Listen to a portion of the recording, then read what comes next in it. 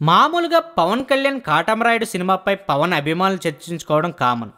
చిరంజీవి అభిమానులు మాట్లాడుకోవడం కామన్. సినిమాలను ఇష్టపడేవాళ్ళు అదే పనిగా సినిమా కోసం డిస్కస్ చేసుకోవడం కామన్. కానీ పవన్ కళ్యాణ్ కాటమరాయుడు సినిమాపై జగన్ స్పందించారు. ఏంటి కాటమరాయుడు సినిమా కోసం జగన్ మాట్లాడటమా అని ఆశ్చర్యపోతున్నారా? అసలు జగన్ సినిమాలు కూడా చూస్తారా అని అనుమానం కలుగుతుందా? ఒకవేళ చూసినా పవన్ కళ్యాణ్ సినిమాలు చూస్తాడా? పైగా ఆయన సినిమా కోసం చర్చించడమా అని షాక్ అవుతున్నారా? అవును, ముమ్మాటికి నిజం. నిత్యం ప్రజా సమస్యలపై పోరాటాల కోసం మాత్రమే ఆలోచించే జగన్ తనకు రాజకీయ ప్రత్యర్థి అయిన పవన్ కళ్యాణ్ సినిమా కోసం చర్చించారు.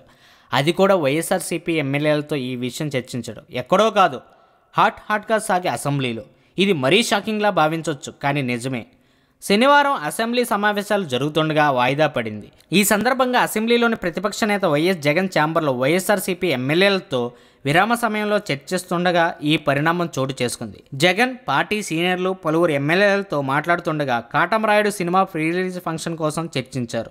అందులో టీవీ9 అధినేత రవిప్రకాష్ చేసిన రాజకీయ ప్రసంగం కోసం సమయం సందర్భం లేకుండా పవన్ను పొగడ్తలతో ముంచెత్తడం వంటి అంశాలపై పార్టీ ఎమ్మెల్యేలతో జగన్ చర్చించి రవిప్రకాష్ ఎందుకలా మాట్లాడారని ఆరా తీశారు. అదే సమయంలో చర్చ కాటమరాయుడు సినిమా వైపు మళ్ళింది. అంతకు ముందు రోజు శుక్రవారం నాడు సినిమా రిలీజ్ అయింది. అప్పటికే సినిమా మీద బ్యాడ్ టాక్ వచ్చేసిందని ఎమ్మెల్యేలు జగన్ దృష్టికి తీసుకొచ్చారు. వెంటనే జగన్, అయ్యో సినిమా పోయిందా, పాపం చాలా కోట్లు ఖర్చు పెట్టి తీసుకున్నట్లున్నారు కదా, బాగా ఆర్థికంగా దెబ్బతింటారేమో కదా నిర్మాతలు, ఎవరికైనా కష్టమే కదా, ఇలా నష్టం వస్తే అని సానుభూతి వ్యక్తం చేశారు. అక్కడున్న ఎమ్మెల్యేలంతా జగన్ సానుభూతిని చూసి షాక్ తిన్నారు.